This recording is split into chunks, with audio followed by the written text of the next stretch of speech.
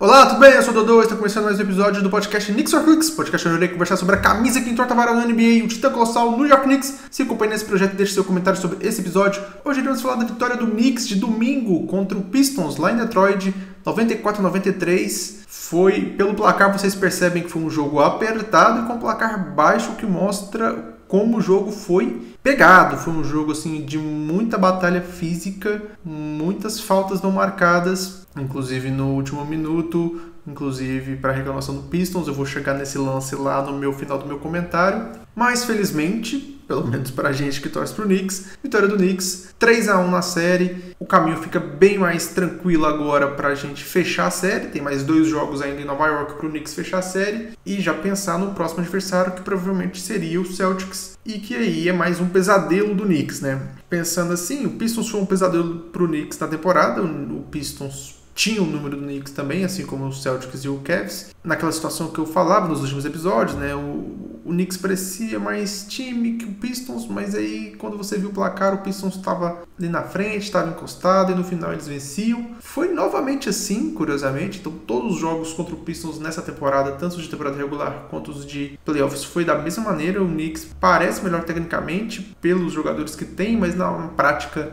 a diferença não é tão grande. Na prática a diferença é bem pequena, na verdade. O Cade Cunningham é realmente um jogador assim fantástico. Ele vai ser um dos melhores jogadores da liga no futuro, com certeza. E a partir daqui, provavelmente o Pistons vai continuar melhorando o elenco e a gente vai ver o crescimento de um novo time no leste. Isso se o mundo fosse uma sequência sempre pra frente, né? Infelizmente a gente sabe que não funciona assim, né? A gente imaginava que o Atlanta Hawks fosse fazer esse caminho, que o Magic fosse fazer esse caminho, e eles não andaram pra frente. Mas eu acredito que o Pistons é esse novo time aí que a gente acha que vai entrar no cenário dos melhores times da NBA, porque tem bastante potencial, mas não esse ano, pelo amor de Deus, né? Esse ano o Knicks vai conseguir fechar essa série, se Deus quiser. Falando um pouquinho sobre o jogo, o Knicks começou muito forte esse jogo, né? Eu acho que foi um ponto de ênfase que o Thibodeau percebeu, que nos 2 primeiros jogos o Knicks começou muito mal, e aí o Pistons conseguia abrir uma vantagemzinha e o Knicks tinha que correr atrás. Eu acho que foi um ponto de ênfase que eles perceberam que ele e os jogadores quiseram mudar, então tanto no jogo 3 como no jogo 4 o Knicks começou muito mais firme e muito mais com intensidade no início do jogo, e nesse jogo também foi assim. Então foi assim no terceiro jogo, foi assim no jogo de ontem. O Knicks conseguiu abrir uma diferença de 16 pontos. E eu sonhei que pela primeira vez a gente ia ter uma vitória fácil nos playoffs. Mas eu estava muito enganado, porque no finalzinho do segundo quarto, o Pistons teve uma run ali no finalzinho, diminuiu a diferença, colocou a diferença em menos de 2 dígitos. E aí teve o terceiro quarto, que foi um terceiro quarto desastroso pro Knicks. O Knicks não acertava nada e o Brunson machucou no final do quarto. Foi um pesadelo esse quarto, e o Pistons, além de empatar, virou essa partida e conseguiu abrir uma diferença de 12 pontos pro Knicks, já levando pro último quarto. Só que aí no último quarto, ali o Brunson volta e com ele volta Noé, praticamente, né? O Brunson volta e carrega o time para essa virada. O Brunson fez 16 pontos ali no último quarto, jogou muito, é um jogador sim, muito decisivo. E eu vou fazer um comentário aqui: o Brunson fez 30 pontos e bateu só 2 lances livres. Eu vou fazer esse comentário porque tem acontecido algo na NBA nesses playoffs, não só nos jogos do Knicks, mas em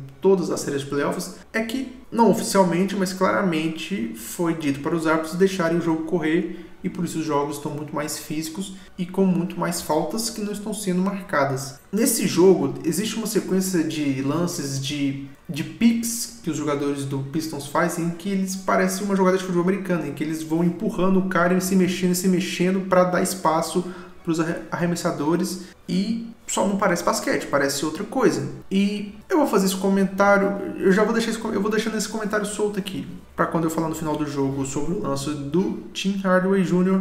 no último segundo da partida. Nesse último quarto eu também tenho que destacar que o Michael Bridges, que é o jogador que eu mais reclamo aqui, fez 2 cestas de 3 em sequência, importantíssimos para o Knicks conseguir voltar para o jogo. E no finalzinho do jogo, o Towns, brilhante, fez 2 cestas, uma de 2 ali, e depois no final ali a cesta de 3 para virar o jogo e dar esse placar aí de 94-93 pro Knicks, que garantiu a vitória. E foi assim incrível, um grande momento pro Knicks. Só que o Pistons teve a última bola do jogo, o Cade Cunningham errou o arremesso, aí no pega-pega ali do garrafão, a bola sobrou pro Tim Hardaway Jr. na zona morta, ele foi arremessar, o Josh Hart fez falta nele, ele errou o arremesso e os juízes não marcaram a falta. E aí teve uma reclamação incrível do Detroit sobre esse lance. E na minha opinião eles estão certos, o Josh Hart fez falta, o Tim Hardaway Jr. tinha 3 arremessos para fazer, se ele fizesse 2 dos 3, o Pistons venceria, a gente estaria num 2-2 e a série seria completamente diferente, mudou a história do Pistons nos playoffs. Então foi um erro crucial, importantíssimo e não deveria ter acontecido. Deveria ter marcado falta para o Pistons. Mas eu devo fazer um comentário aqui porque, como esse podcast é de um torcedor do Knicks, o que eu falei lá no início, que os árbitros estão deixando marcar mais firme e deixando várias faltas passar e não marcar. Então, vários torcedores do Knicks, inclusive eu, entendem que os juízes não marcaram essa falta porque eles seguiram a tendência de marcação que a arbitragem nos playoffs está tendo de não marcar qualquer coisa. Inclusive, a maneira que o Tim Hardaway Jr. ele foi em cima do corpo do Josh Hart numa cavada de falta, igual o Brunson fez no jogo 2, que gerou todo esse ódio ao Brunson na internet e no NBA Twitter, né?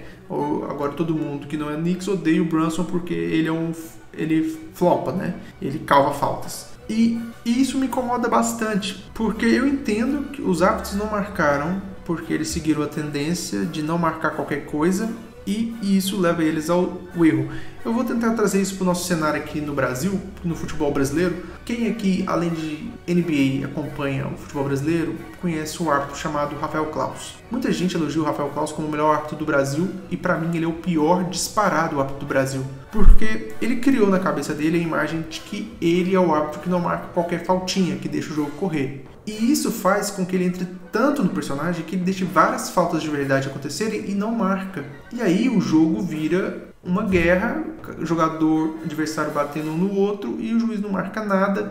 E aí tem contra-ataques que são gerados por faltas não marcadas e vários times são prejudicados nesse cenário porque o Claus entrou no personagem de não marcar falta. E pra mim, por isso que ele é um dos piores árbitros do Brasil, porque ele entrou nesse personagem e estraga todo o jogo. E pra mim a NBA tá estragando os jogos ao não marcar faltas óbvias. Então, em todos os jogos que você acompanha, jogadores menores como o Brunson, como o Stephen Curry, estão sofrendo muitas faltas que não são marcadas, porque o jogo está mais, entre aspas, físico. E isso faz com que várias faltas de verdade não sejam marcadas.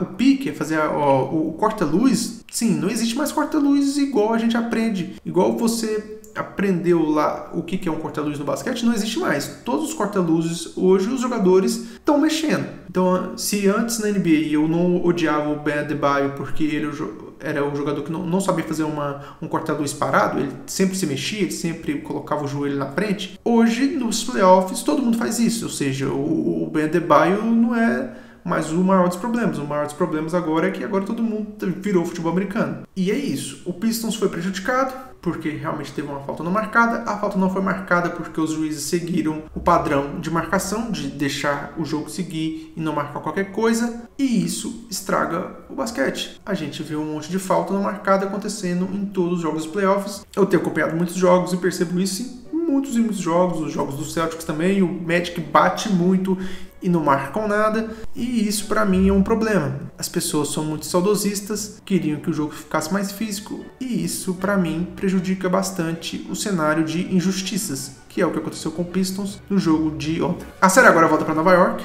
na terça-feira o Knicks volta a enfrentar o Pistons, e se Deus quiser, pra fechar a série, pra gente já pensar no próximo adversário. Se não, eu volto aqui pra chorar mais um pouquinho, o jogo vai voltar pra Detroit no jogo 6, um cenário parecido com os playoffs passados, quando a gente passou do Sixers, que a gente perdeu o jogo 5, e não conseguiu fechar a série em casa, mas vamos torcer pro Knicks fechar essa série amanhã. Por hoje é só, pessoal. Eu fico por aqui. God bless e good night.